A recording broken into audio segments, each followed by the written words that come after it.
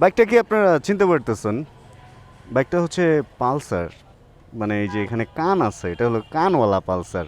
একসময় কান ছাড়াও পালসার ছিল, কান কাটা রমজান, প্রথম দিকে ওইটাই আসতো, পরবর্তীতে কান দেওয়া হয়েছে। অ্যান্ড এই ট্যাঙ্কগুলো হচ্ছে মেটাল ট্যাঙ্ক। আর এই নতুন মডেলগুলোতে এখানে কার্বন ফিনিশড একটা হাইড্রো ডিপিং করা আছে। এখানে একটা গার্ডও দিয়ে দিচ্ছে। মেবি এটা দেয়া থাকে বাজাজ থেকে, না দেয়া থাকলে হয়তো বা লাগাইছে বা কিছু একটা হবে, বাট বাজাজ লিখা। বেশ সুন্দর ফিনিশড। মানে এই বাইকগুলোর মধ্যে golden engine colour and black এগুলো আসতো। এখানেও একটা কার্বন ফিনিশড। এটা কি আসলে পরবর্তীতে করছে কিনা আমি যদিও শিওর না, বাট ফিনিশিংয়ে মনে হইতেছে এটা ব্র্যান্ড থেকে এইভাবেই আসছে। বাইক ফেরি থেকে নিছি বাইকটা। আজকে এই বাইকটা আমরা চালাবো এবং পালসার কি আসলে বাইকের রাজা, এই ব্যাপারগুলো নিয়ে হালকা পাতলা কথা হবে। সিটের সাইজ যদি আমি দেখাই, আমার হাত প্রায় 1 হাত অ্যান্ড সামনেরটা প্রায় 1 হাত, মানে প্রায় 2 হাত 2 হাত 2 হাত সম পরিমাণ সিট। পেছনের এই জায়গাটাও দেখেন স্পোর্টি একটা ফিল। এই লাইটগুলো যখন ফার্স্ট আসে তখন আমরা ভাবতাম যে এখানে রিক্সা এসে লাগাই দেবে, বাট রিক্সা এত উপরে কেন লাগাবে? রিক্সা তো আগে এগুলাতে লাগাবে। এই লাইট ভাঙছে এরকম রেকর্ড আমি পাই নাই, বড় মাপের অ্যাক্সিডেন্ট ছাড়া পাই নাই। হঠাৎ দেখলে মনে হইতে পারে পেছনেও এবিএস, আবার মনে হইতে পারে সামনেও এবিএস, কিন্তু না, এই বাইকটা হচ্ছে ডুয়েল ডিস্কের সিঙ্গেল চ্যানেল এবিএস একটা বাইক। অ্যান্ড এই বাইকটার মধ্যে সিঙ্গেল ডিস্ক এবিএসও আছে, তারপর ডুয়েল ডিস্কও আছে এবিএস ছাড়া। আর এটার পেছনে এটা দেওয়া হচ্ছে টিসিএস এর কারণে, মানে ট্র্যাকশন কন্ট্রোল যেই অপশনটা বা ফাংশনটা, ওই কারণে দেওয়া হয়েছে। আর এই লাইটগুলো হচ্ছে যে এই টাইপের হ্যালোজেন, নাকি চেঞ্জ করে আপনি লাগাইতে পারবেন, যদি হ্যালোজেনও থাকে এলইডি লাগাইতে পারবেন, but full set up LED হবে না। বেশ সুন্দর গ্র্যাব্রিল ট্যাব্রিল ফিল আছে ভাই। পালসার এটা একটা আবেগ আসলে। এটা বাংলাদেশে যদি বাইকের রাজা বলেন তাহলে এই নামটা আসে, কারণ 2000 সালের পরে যদি বাংলাদেশে, এই চাবিটা কিন্তু বেশ ছোট, টুনটু টাইপের ছোট্ট চাবি। বাংলাদেশে 2000 সালের পর যদি কোনো স্মার্ট বাইক বাংলাদেশের মার্কেটে রাজত্ব করে থাকে, তাহলে সেই বাইকটা হচ্ছে এই বাজাজ পালসার। আর এটা কি কার্বোরেটর? আওয়াজে তো বলে কার্বোরেটর। কার্বোরেটর ভাব। এফআই না, এটা এফআই হলে ভালো হইতো। আচ্ছা যাই হোক, মেবি কার্বোরেটর, আমি জানি না। মূলত পালসারের এই মডেলগুলো কার্বোরেটরই হয়। এনএস, তারপরে এন সিরিজ, ওগুলা হচ্ছে এফআই হয়। আর এবার আমরা একটু পালসারের আদি ইতিহাসে যাই। আমি প্রথম যে পালসারটা দেখি ওটা হচ্ছে গোল হেডলাইটের, ওটাকে অনেকে 180 বলতো। অ্যান্ড বাংলাদেশের মার্কেটে ওই বাইকটাও কাঁপাইছে। ডিটিএসআই টেকনোলজির প্রথম বাইক বাংলাদেশে, ডাবল প্লাগ। আসলে সিসির দিক থেকে তো আমরা সত্যি কথা কি অনেক আগে থেকেই বঞ্চিত। তো এই ডাবল প্লাগের যে বাইকগুলো আসলো, এটারই আমরা ভাবতাম যে আরে না জানি কি পাইছি। অ্যান্ড পরবর্তীতে এই ধরনের লাইটওয়ালাগুলো আসলো, স্পোকের চাকা আসতো, তারপরে স্পোকের চাকা থেকে এগুলা তো মনে হয় অ্যালয় রিম, হ্যাঁ alloy rim, silver colour, black colour, অনেক কিছু চেঞ্জ হয়েছে। যাদের বয়স, আমাদের যারা সিনিয়র সিটিজেন আছে আর কি, 45 to 60 যাদের এইজ, তাদেরকে যদি জিজ্ঞেস করেন যে আসলে বাংলাদেশে মার্কেট কাঁপানো বাইক কোনটা, তারা এখনকার কোনো বাইককে ওইভাবে ভ্যালু দিবে না। তারা বলবে যে আসলে পালসার।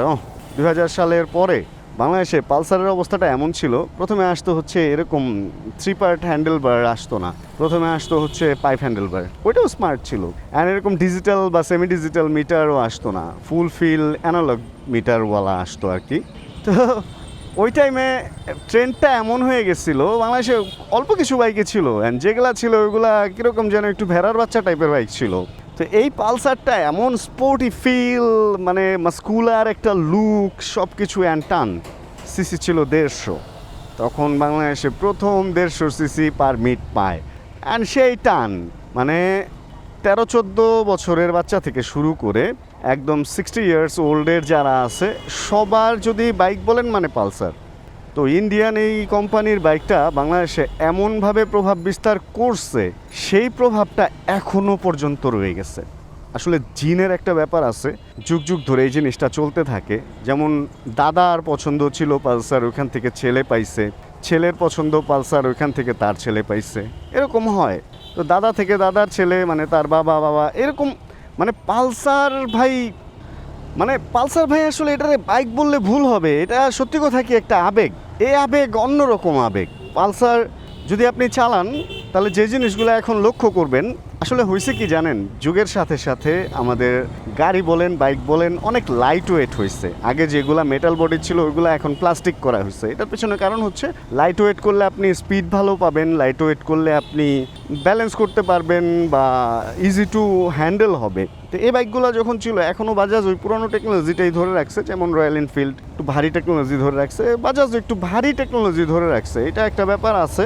তবে মানে এই বাইকগুলা এখনকার যে 250 সিসির বাজাজের বাইক আছে ওর চেয়ে অনেক light weight, easy to handle, এটা আমি বলবো। বাট এখনও পর্যন্ত অন্যান্য যে টেকনোলজিগুলো আছে, হিরো বলেন, ইয়ামাহা বলেন, হোন্ডা বলেন, সুজুকি বলেন, ওদের যে 150 সিসির বাইকগুলো আছে ওর চেয়ে এগুলা একটু ক্যারি করা একটু টাফ। ঘুরাইতে টুরাইতে আপনাকে একটু ভার অনুভূত হবে, প্লাস হচ্ছে ব্যালেন্সও কিন্তু অত ভালো করতে পারে নাই। দেখেন 2000 থেকে 2008-10 পর্যন্ত আরেকটু বেশি 12-14 পর্যন্ত পালসার যেই প্রভাবটা বিস্তার করছে মার্কেটে, এরপরে যখন জিক্সার আসলো, এরপরে যখন এফজেড আসলো, এরপরে যখন হর্নেট আসলো, তখন ওই যে জিনগত বললাম না, মানে যাদের ফ্যামিলিগতভাবে পালসার পছন্দ তারা এই পালসারটাকে ধরে রাখলো। কিন্তু আধুনিক ছেলে পেলে কিন্তু আস্তে ধীরে এখান থেকে বের হয়ে গেল। যারা নিউ জেনারেশন তারা লাইট ওয়েট বাইকে চলে গেল, আধুনিক ফিচারওয়ালা বাইকে চলে গেল, তারা চলে গেল হচ্ছে একটু টান টান বেশি বা একটু অ্যাক্সিডেন্ট হওয়ার চান্স কম ওই ধরনের বাইকে চলে গেল। তো বাজাজ থেকে আস্তে ধীরে, পালসার থেকে আস্তে ধীরে অনেকেই বের হয়ে গেছে। তো বাজাজ আসলে তাদের ঐতিহ্য ধরে রাখছে, এটা যেমন সত্যি। বাজাজের একটা নিজস্ব ফ্যান বেজ এখনও পর্যন্ত আছে, এটাও যেমন সত্যি। ঠিক ওই রকম আমার মনে হয় কি বাজাজের আরেকটু আধুনিকও হওয়া উচিত। এখন এটা বলতে গেলে আবার একটু নিজের কাছেও খারাপ লাগে, কারণ বাজাজ আধুনিক হইলে কি হবে, আমাদের দেশ কি আধুনিক হইতে পারছে? বাজাজের ডমিনার, বাজাজের আরএস সিরিজ আধুনিক বাইক তো আছে, কিন্তু বাংলাদেশে তো আসতেছে না। এখন ভাই এই দেশকে কে খাওয়াবে? আমরা যদি ক্ষুধা না পায়, আমরা যদি কান্না না করি, তাহলে আমাদেরকে কে খাওয়াবে? মাল তো আছে ভাই, না কানলে তো মাও বাচ্চারে দুধ দেয় না, মনে করে পেট ভরা, আবার কেন খাওয়াবো? তো আমাদের দেশের তো আনার ইচ্ছা থাকতে হবে ভালো জিনিসগুলা। আমাদের 375 পর্যন্ত সিসি পারমিট পাইছে। তো এই অবস্থায় গিয়ে তো অবশ্যই উচিত না যে আমাদের ভালো কিছু বাইক আনা। তো এখনও পর্যন্ত আমরা এই 250-এর কিছু ভারী ভারী বাইক নিয়ে পড়ে আসি। 200 সিসির আরএস যেটা 4 ভ্যালভ, ওগুলাতে এখনও আমরা যাইনি। আমরা এখনও পর্যন্ত পুরনো টেকনোলজি যেটা আমাদেরকে ইন্ডিয়া দিচ্ছে ওটা নিয়ে আমরা এমন খুশি, মানে খুশির উপরে যদি আরও কিছু থাকে হাসি প্লাস খুশি হয়ে গেছি, এই হচ্ছে ব্যাপার। তবে সার্বিক আমরা বাজাজে ছিলাম, বাজাজেই থাকি, পালসারে ছিলাম, পালসারেই থাকি। এই বাইকটা হচ্ছে ওই যে বলে না হাতি মরলেও লাখ টাকা, তো এই বাইকটা হচ্ছে ওই জিনিস।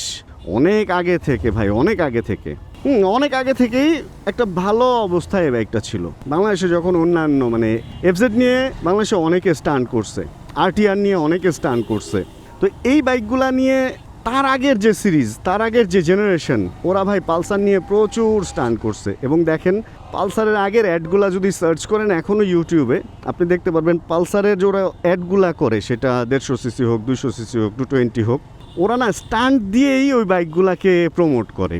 তো এই বাইকগুলো আসলে ওরকম পাওয়ারফুলই ছিল, এখনও পর্যন্ত পাওয়ারফুল। আগে যে পালসার চালাইতাম 100-115 পর্যন্ত উঠতো যদিও, বাট এখনকার 250গুলো তো আসলে অন্যান্য অনেক জাপানি চাইনিজ বাইককেও পেছনে ফেলায় দিতেছে, এন সিরিজ, এফ সিরিজ এইগুলা।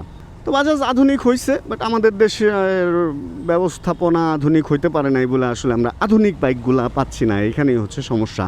তো ভালো একটা থাকবে, মানে আমাদের চাওয়া থাকবে যাতে আমাদের দেশে বাজাজের ভালো আরও কিছু বাইক আসুক, আরও কিছু সুন্দর বাইক আসুক। অ্যান্ড যাদের পছন্দ পালসার তাদেরকে আমি মোটেও ছোটো করে দেখতেছি না বা বাজে কিছু বলতেছি না। যার যার পছন্দ তার কাছে। আমার নিজেরও পছন্দ পালসার, তো এই কারণে আমি নিজেও একটা 250 সিসি পালসার F250 চালাচ্ছি, ওই যে আমারটা। তো আমি F250 রাইডার, এটা হচ্ছে 150 পালসার, এটা সম্ভবত ইউজি সিরিজ বলে এটাকে, ইউজি 4-5 এরকম কিছু কিছু ব্যাপার আছে। এই বাইকগুলো আসলে স্বয়ংসম্পূর্ণ, কিনেই চালানোর মতো। 2টা হর্ন এই সেই অনেক কিছুই দিয়ে দিত, আর ওদের হর্নগুলোর দামও কম, পার্টসও অ্যাভেলেবেল, পার্টসের অ্যাভেলেবিলিটিও ভালো।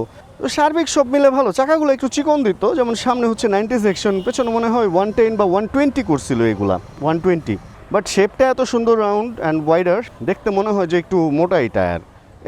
তবে এই বাইকটা কেন বিক্রি করলাম আমি জানি না। এই বাইকটা মনে হয় খুব অল্প কিলো, 300 বা এর আশপাশে অল্প কিলোতে এই বাইকটা বিক্রি হয়ে গেছে। এখানে লেখা থাকার কথা 600 কিলো নাকি 2600 কিলো, 2600 কিলো মনে হয়। খুব অল্প কিলোতে বাইকটা যে কিনছে সে বিক্রি করে দিছে, মেবি 73 সিরিয়ালের। কেন বেচছে জানি না।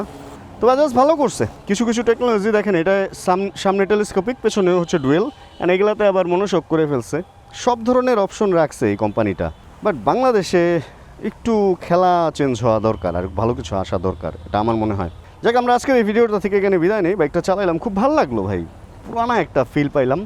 এই ভিডিওতে আপনাদেরও যদি কোনো কিছু ভালো লাগে, ছোটো একটা লাইক দিয়ে দেন। চ্যানেল যদি নতুন হন, প্লিজ সাবস্ক্রাইব বাটন চাপ দিয়ে হয়ে যায়। আমাদের ফ্যামিলি মেম্বার জানাবেন কে কোন জায়গা থেকে ভিডিও দেখছেন। যতক্ষণ পরবর্তী ভিডিও নিয়ে আবার আমি না আসতেছি, ততক্ষণ ইনশাআল্লাহ আমরা থাকবো ভালো, আমরা থাকবো সুস্থ এবং করতে থাকবো চিল ইনশাআল্লাহ। Chill bro. Check the mic and make sure it sound right, boys.